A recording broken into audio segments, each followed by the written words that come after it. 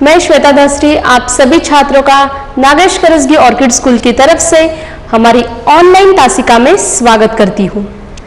पिछली तासिका को हमने हमारा चौथा पाठ नन्हा फनकार इस पाठ की शुरुआत की थी और हमने यह देखा था कि बादशाह अकबर जो मुगल सल्तनत के तीसरे शासक थे, तो इनके बारे में हमने थोड़ी सी जानकारी ली थी और बादशाह अकबर जो थे वह अपनी प्रजा का हालचाल देखने के लिए या उनकी समस्याओं का समाधान करने के लिए किस प्रकार से वह घूमते थे यह देखा। और इस तरह जब वह अपने राजपाट में घूम रहे थे, बाजार में गए, तब उनकी मुलाकात केशव नाम के लड़के से होती है जो कि एक कारीगर का लड़का है, यानी कि एक कलाकार है, फनकार है, इसीलिए उसे नन्हा फनकार यह कहा गया है। और इस पाठ को नन्हा फनकार यह नाम क्यों दिया गया है यह हमने देखा है। तो जब बादशाह अकबर बाजार में घूम रहे होते हैं तब उनकी मुलाकात केशव नाम के लड़के से होती है, यानी कि यह जो केशव है वह एक घंटी के ऊपर नक्काशी का काम करते हुए एक लाल पत्थर के ऊपर बैठा था। यह देखकर बादशाह अकबर वहां पे रुक जाते हैं और उससे बात करते हैं। हमने अब तक इन दोनों के बीच की थोड़ी बातचीत देखी है कि किस प्रकार से बादशाह अकबर केशव से बात करते हैं और उससे उसकी नक्काशी के काम के बारे में पूछते हैं या उसे बताते हैं, लेकिन केशव को तब तक यह ज्ञात नहीं था कि वह बादशाह अकबर थे। उसे सिर्फ इतना ज्ञात हो रहा था कि यह कोई सामान्य व्यक्ति नहीं, यह बहुत ही बड़ा व्यक्ति है कोई। लेकिन अंत में यानी कि हमारे पाठ्यांश का जब हमने अंत किया पिछली तासिका में, तब केशव को यह ज्ञात हो गया था कि यह बादशाह अकबर है। तो चलिए आज हम आगे के पाठ्यांश की ओर बढ़ते हैं। अब केशव का माथा ठनका, उसे कुछ समझ आ रहा था। बदहवासी में छेनी हाथ से छूटकर नीचे गिरी और वह जल्दी से उठकर खड़ा हो गया। अरे कहीं ये बादशाह अकबर तो नहीं, यह ख्याल आते ही उसने झुककर सलाम किया और खरगोश किसी कातर नजरों से अकबर को देखने लगा। देखिए, जब पहरेदार केशव को गुस्सा करता है, उसे डांटता है कि बेवकूफ, हुजूर आला के सामने तूने बैठ के बात करने की जरूरत कैसे की। तो यह सुनकर केशव तुरंत उठ जाता है और उसे पता चल जाता है कि उसे यह अंदाजा होता है कि यह जरूर बादशाह अकबर है, इसीलिए पहरेदार उसे उठकर झुककर सलाम करने को कह रहा है। यह केशव के दिमाग में यह बात आती है।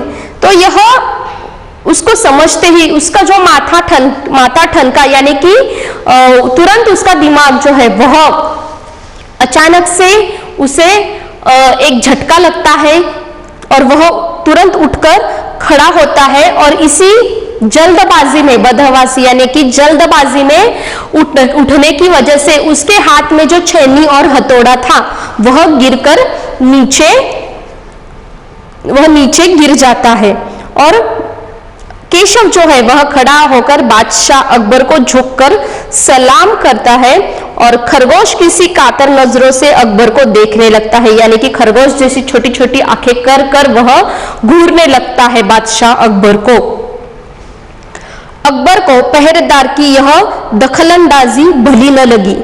उन्होंने खींचकर पहरेदार को वहां से जाने का इशारा करते हुए कहा, ठीक है सिपाही, कुछ देर के लिए हमें अकेला छोड़ दो।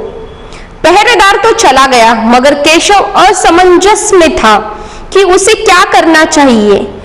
वापिस अपना नक्काशी का काम शुरू करे या बादशाह के हुक्म के इंतजार में खड़ा रहे। दिल तो उसका अभी भी धक धक कर रहा था।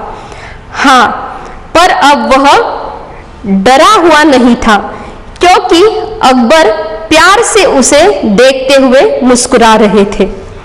तो देखिए बच्चों, जब केशव उठकर बादशाह अकबर को सलाम करता है, तब बादशाह अकबर जो है वह मुस्कुराते हैं और वह अपना जो पहरेदार होता है, पहरेदार को गुस्से में वहां से जाने के लिए कहते हैं और उन्हें अकेला छोड़ देने के लिए कहते हैं, क्योंकि बादशाह अकबर को पहरेदार की यह दखल अंदाजी, यानी बीच में आके पहरेदार ने जो इन्हें टोका या बीच में आके जो उसने केशव को डांटा, वह बादशाह अकबर को जरा भी पसंद नहीं आता है और वह सिपाही को खींचकर, यानी कि डांटते हुए गुस्से से जोर से कहते हैं कि यहां से चले जाओ, कुछ देर के लिए हमें अकेला छोड़ दो। इस प्रकार से वह अपने सिपाही को वहां से जाने के लिए कहते हैं। पहरेदार के चले जाने के बाद केशव बादशाह अकबर को देखते रहता है और वह असमंजस में पड़ जाता है, यानी कि उसे कुछ भी समझ में नहीं आ रहा होता है कि वह क्या करे। वह खड़ा रहे, वह बैठे, वह बादशाह से कुछ पूछे या फिर अपना नक्काशी का काम शुरू करे फिर से। इसलिए वह सिर्फ बादशाह को देखते हुए वैसे ही खड़ा रहता है। असमंजस यानी कि कुछ भी समझ में नहीं आना, उसे असमंजस कैसे कहते हैं। यानी कि जब अचानक हमारे साथ कुछ होता है, अचानक हमारे साथ कोई घटना घटित होती है या फिर कोई चीज अचानक हमारे सामने आ जाती है, तो हम भी असमंजस में पड़ जाते हैं कि हमें उस समय क्या करना चाहिए। तो हम उस प्रकार उसी तरह असमंजस में वहां पे स्तब्ध खड़े रहते हैं। तो उसी प्रकार केशव भी असमंजस में वहां पे खड़ा है, लेकिन अब उसे थोड़ा सा दिलासा मिल गया, क्योंकि बादशाह अकबर जो है उसे देखकर मुस्कुरा रहे थे। दिल तो उसका अभी भी धक धक कर रहा था, यानी कि वह डर के मारे अचानक से खड़ा होता है तो उसका जो दिल है वह जोर जोर से धड़कने लगता है। अभी भी वह जोर जोर से धड़क रहा है, लेकिन उसको थोड़ा सा दिलासा मिल रहा है कि बादशाह अकबर जो है वह उसे देखकर मुस्कुरा रहे हैं। वह क्रोधित नहीं है या फिर गुस्से में नहीं है। उनके चेहरे के ऊपर एक स्मित हास्य है, जिससे वह केशव को देख रहे हैं और उसे देखकर मुस्कुरा रहे हैं। इसलिए केशव को थोड़ा सा दिलासा मिल जाता है। आगे का पाठ्यांश देखते हैं। बादशाह अकबर जो है वह अब केशव से खुलकर बात करते हैं। तुम्हारा नाम क्या है? अकबर ने नरम आवाज में पूछा। केशव, उसने नपातुला जवाब दिया। उसने यानी कि केशव ने। बादशाह अकबर केशव से उसका नाम पूछते हैं, लेकिन केशव जो है वह सिर्फ केशव इतना ही कह के रुक जाता है। केशव, क्या तुम मुझे नक्काशी करना सिखाओगे?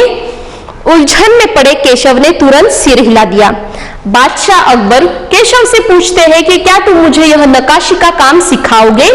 तो यह सुनने के बाद केशव उलझन में पड़ जाता है और अपना सिर हिला देता है, यानी कि हाँ, मैं आपको सिखाऊंगा। इसका अर्थ यह होता है, तब तो तुम्हें मेरे लिए हथौड़ी और छेनी का भी इंतजाम करना होगा। तो बादशाह अकबर केशव से कहते हैं कि मुझे यह नक्काशी का काम सीखना है, लेकिन मेरे पास तो छेनी और हथौड़ी है नहीं, तो तुम्हें मेरे लिए छेनी और हथौड़े का भी इंतजाम करना पड़ेगा। तो केशव फुर्ती से अपने पिता के पास भागा गया और उनका छेनी हथौड़ा उठाकर उल्टे पांव लौट आया। यानी कि केशव जो है फुर्ती से, यानी कि अपनी सारी शक्ति लगा के जोर से दौड़ते हुए अपने पिता के पास जाता है और उनकी छेनी हथौड़ा लेकर उल्टे पांव, यानी जिस रास्ते से जाता है वैसे ही वह दौड़ते हुए छेनी हथौड़ा लेकर आता है। दोस्ताना अंदाज में अकबर केशव के पास जमीन पर बैठ गए और पास में पड़े पत्थर को खींचते हुए बोले, ठीक है, अब बताओ कि मुझे क्या करना है। केशव ने संदेह भरी नजरों से अकबर की ओर देखा। हुजूर, क्या आप यह सब करेंगे? दोस्ताना अंदाज में यानी कि एक दोस्त के जैसे अकबर केशव के पास उसके साथ जमीन पर बैठ जाते हैं और पास में पड़े पत्थर के ऊपर उस छेनी से हथौड़े से घिसते हुए बोलते हैं कि अब बताओ मुझे क्या करना है आगे। तो केशव उनको संदेह भरी नजरों से देखते हुए यानी कि संदेह यानी शक की निगाहों से देखते हुए उन्हें पूछता है कि हुजूर यानी कि बादशाह, हुजूर क्या आप ये सब काम करेंगे? क्यों नहीं, मुझे तो विश्वास है कि मैं सीख ही लूंगा। तो बादशाह उसे बोलते हैं कि मुझे विश्वास है, मैं तुम्हारे से नक्काशी का काम जरूर सीखूंगा। नहीं नहीं, मेरा मतलब ये नहीं था। केशव सक पका गया। दरअसल मैं कहना चाहता था कि आप इतने बड़े बादशाह हैं, ये ठीक नहीं लगता। उसने कुछ अनमने भाव से कहा। यानी कि केशव उन्हें यह पूछना चाहता था कि वह थोड़ा सा घबरा गया था, तो वह यह पूछ रहा था कि बादशाह इतने बड़े बादशाह है मुगल सल्तनत के, क्या वह ऐसा काम करना अच्छा लगेगा? क्या वह सच में यह सीखना चाहते हैं?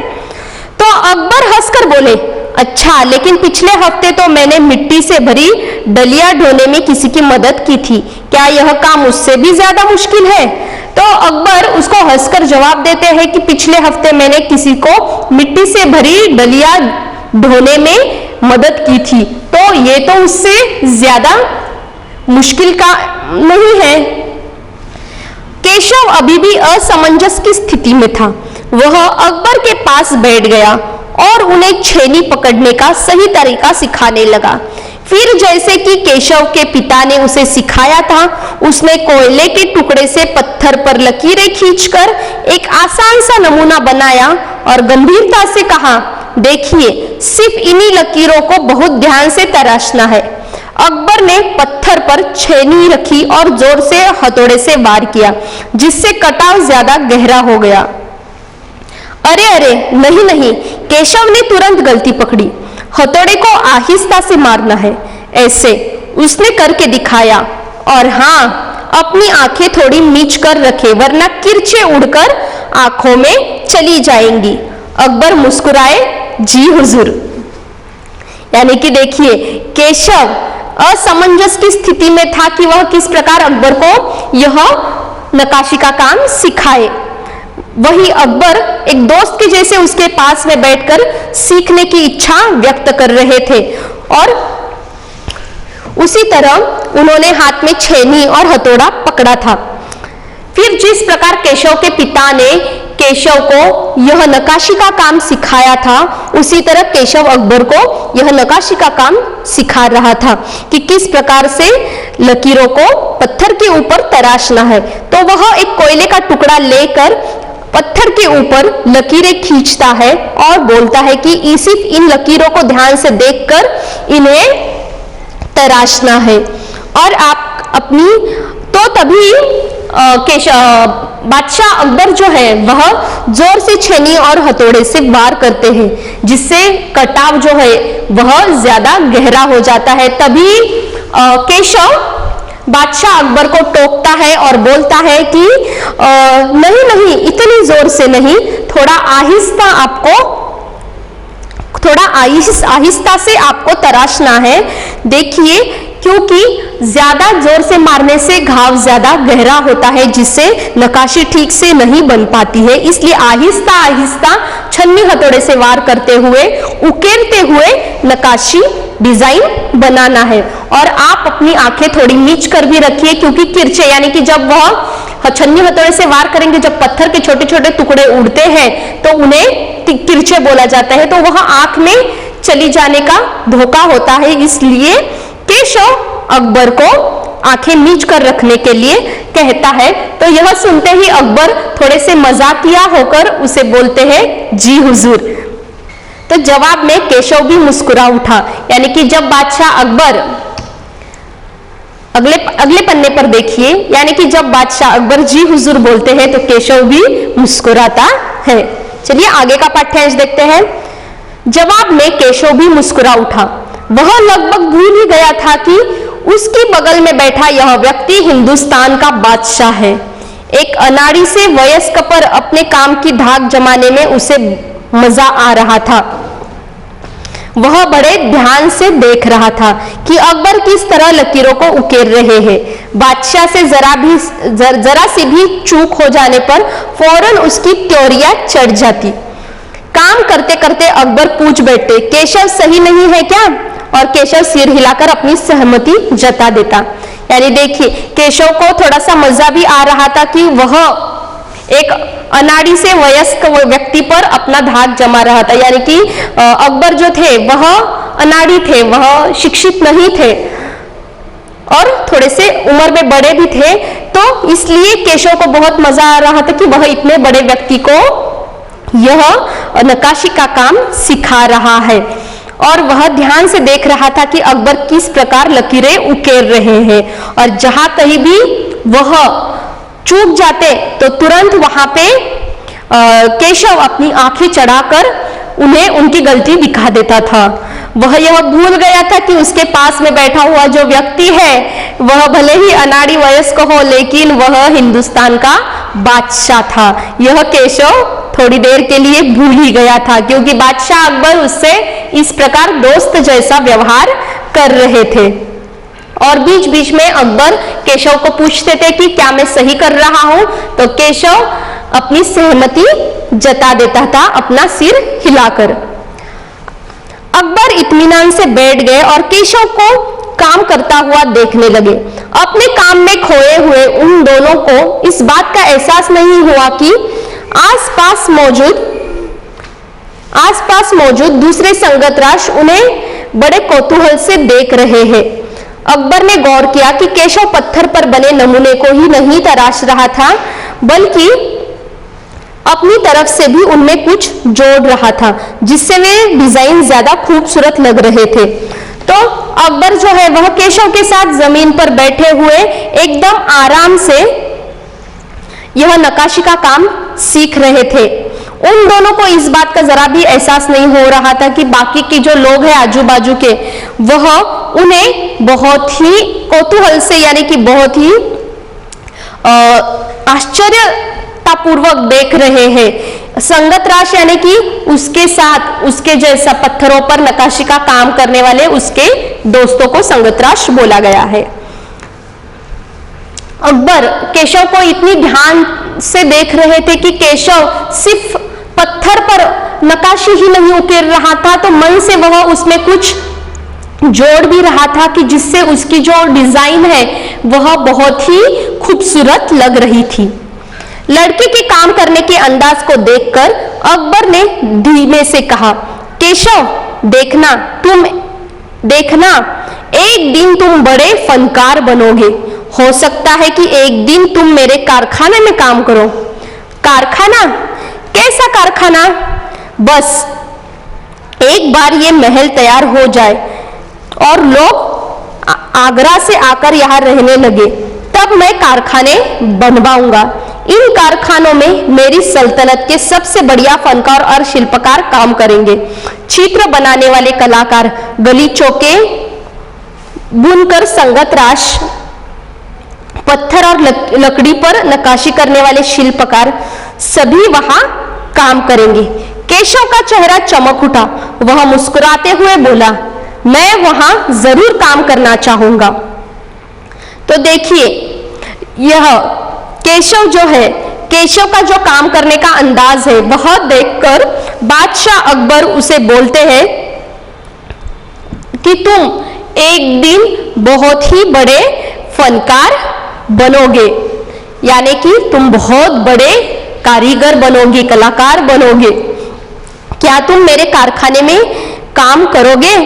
एक दिन उसका जो काम है यह देखकर बादशाह अकबर उसको बोलते हैं कि तुम जरूर एक दिन बहुत बड़े कलाकार बनोगे और मेरे कारखाने में काम करोगे। तो केशव कारखाना यह शब्द सुनते ही पूछ बैठता है कि कारखाना, कैसा कारखाना। तो बादशाह अकबर उसको बताते हैं कि एक बार यह उनका महल तैयार हो जाए और लोग आगरा से आकर फतेहपुर सीकरी में रहने लगे, यानी कि फतेहपुर सीकरी शहर जो वो बनवा रहे थे, वहां पे जब लोग आके रहने लगेंगे तो वो वहां पे एक कारखाना बनवाएंगे, यानी कि जहां पे सबसे उनकी सल्तनत के सबसे बड़े बड़े फनकार, शिल्पकार, संगतराज काम करेंगे, जिससे उनके वहां की जो नक्काशी का काम है वह बहुत ही प्रसिद्ध हो जाएगा। तो इस प्रकार से बादशाह अकबर केशव को बताते हैं कि उनकी सल्तनत में वह बहुत बड़े कारखाने बनवाने वाले हैं, जहां पे बहुत बड़े बड़े शिल्पकार, चित्रकार या जो संगतराज होते हैं, नक्काशी करने वाले होते हैं, वह वहां पे काम करेंगे और केशव जरूर उनमें से एक होगा। इस बात का आश्वासन अकबर उन्हें देते हैं।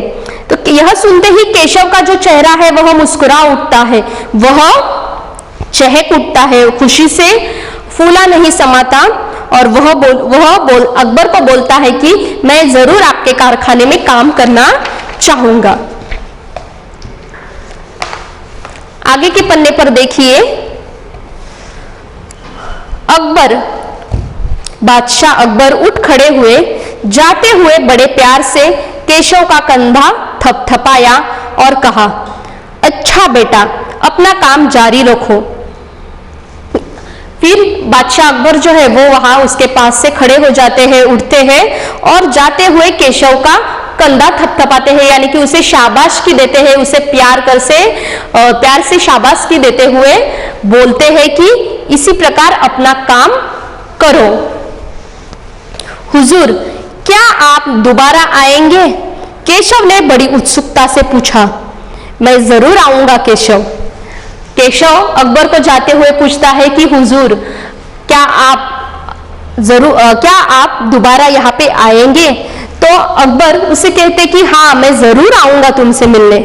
फिर तो पूरे दिन संगतराजों के बीच केशव की धूम मची रही। वह बार बार बादशाह से हुई अपनी मुलाकात सबको सुनाता रहा। बादशाह के जाने के बाद केशव की खुशी का अंदाजा ही नहीं था। वह सबको बादशाह से अपनी मुलाकात के बारे में बता रहा था और उसके संगतराजों के बीच, यानी कि उसके जो दोस्त थे बाकी के पत्थर पर नक्काशी करने वाले, उनके बीच केशव की इतनी धूम मची हुई थी कि केशव खुशी से फूला नहीं समा रहा था। रात हो चली थी। केशव बहुत थका हुआ था, पर आंखों में नींद कहाँ। वह धीरे से अपने पिता के बिस्तर में घुस गया। पिता ने मुस्कुराकर कहा, तुम तो अभी से इतने प्रसिद्ध हो गए हो। तो अभी देखिए, जब ये सब होने के बाद केशव घर चला जाता है, रात का समय होता है, वह दिन भर काम करके थक गया होता है, लेकिन उसे नींद नहीं आ रही थी क्योंकि बादशाह से मिलने की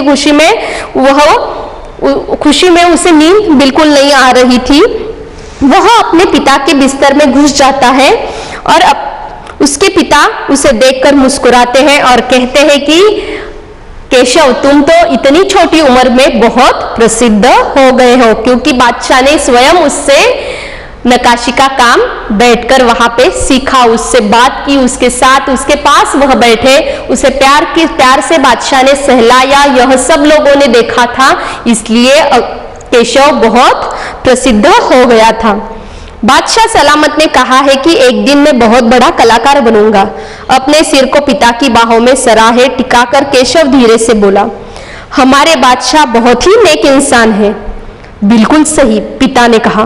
कुछ सोचकर केशव ने पूछा, बाबा एक बात बताओ, बादशाह के पास आगरा में एक से बढ़कर एक खूबसूरत महल है, फिर वे सीकरी में यह शहर क्यों बनवा रहे हैं?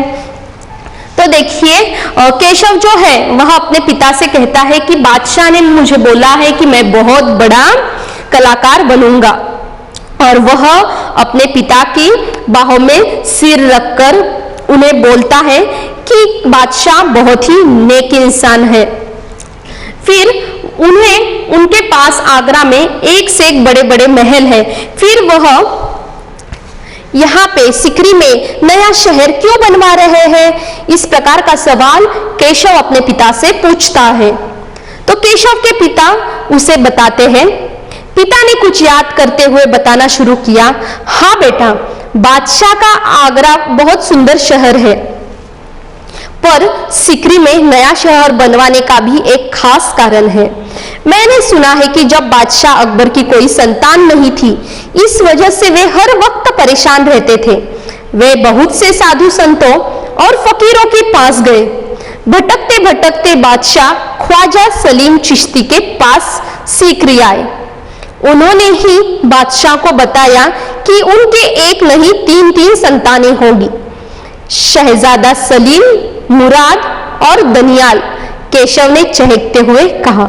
तो देखिए, केशव के पिता उसको बताते हैं कि बादशाह आगरा में इतने सुंदर सुंदर महल होने के बाद, आगरा यह इतना सुंदर शहर बादशाह के पास होने के बावजूद वह यहाँ सिकरी में नया शहर क्यों बनवा रहे हैं? तो इसके पीछे एक खास कारण था। तो वह इस खास कारण का उल्लेख भी केशव से करते हैं कि जब उनकी कोई संतान नहीं थी, तब वह भटकते भटकते बहुत परेशान रहते थे और भटकते भटकते ख्वाजा सलीम चिश्ती के पास सिकरी पहुंच जाते हैं। तब सलीम चिश्ती ने ही उन्हें बताया था कि उन्हें तीन संतानें होगी। तो तभी तुरंत केशव जो है वह उनके बेटों के नाम बता देता है, शहजादा सलीम, मुराद और दनियाल, यह बादशाह के 3 बेटे थे। तब उसके पिता बोलते हैं, बिल्कुल सही। तब बादशाह ने ख्वाजा सलीम चिश्ती के सम्मान में सिकरी में नगर बसाने का फैसला किया था। इसीलिए वह यहाँ सिकरी में सलीम चिश्ती के सम्मान में यह नया नगर बसा रहे हैं, ऐसा उसके पिता केशव को बताते हैं। केशव ने कहा, अच्छा, अब समझा, इसलिए बादशाह अकबर ने अपने बेटे का नाम सलीम रखा है। हाँ, और इसी कारण हम यहाँ एक नए शहर के लिए पत्थरों को तराश रहे हैं। केशव उम्मीदी आवाज में बोला। पिता ने देखा कि उनका लाडला बेटा सो गया है। तो जब पिता उसको बता रहे थे कि सिकरी में यह नया नगर बसाने का फैसला बादशाह ने क्यों किया, तब केशव उन्हें बोलता है कि हाँ, अब मुझे समझ में आया कि इसीलिए बादशाह अकबर ने अपने बेटे का नाम भी सलीम रखा है। और तब उसके पिता उसे बताते हैं कि इस नए शहर को बसाने के लिए ही हम यहाँ पत्थरों को तराश रहे हैं। तो तभी केशव को नींद आ जाती है और वह नींद में जाते हुए हूँ ऐसी आवाज देते हुए सो जाता है। और केशव के पिता देखते हैं कि उनका लाडला बेटा सो गया है। तो देखिए बच्चों, इस प्रकार हमने नन्हा फनकार यानी कि छोटा सा कारीगर यह पाठ अभी पढ़ा है। तो इस पाठ में हमने देखा कि बादशाह, इतने बड़े मुगल सल्तनत के शासक और एक धर्मनिरपेक्ष राजा, तो इन्होंने किस प्रकार से एक सामान्य व्यक्ति से भी इतना प्रेम पूर्वक व्यवहार, यानी कि इतने छोटे केशव से भी इतना अच्छा व्यवहार किया, और इन दोनों के बीच में क्या प्रसंग घटित हुआ, यह हमने नन्हा फनकार इस पाठ में देखा है। तो इस पाठ में हमने यह कि केशव ने किस प्रकार बादशाह को नक्काशी का काम सिखाया या इन दोनों के बीच में क्या प्रसंग घटित हुआ, यह हमने यहाँ पे पढ़ा है। तो यहाँ पे हमारा नन्हा फनकार यह पाठ समाप्त होता है। फिर से एक बार घर पे पूरा पाठ पढ़िए, ध्यान से पढ़िए। धन्यवाद।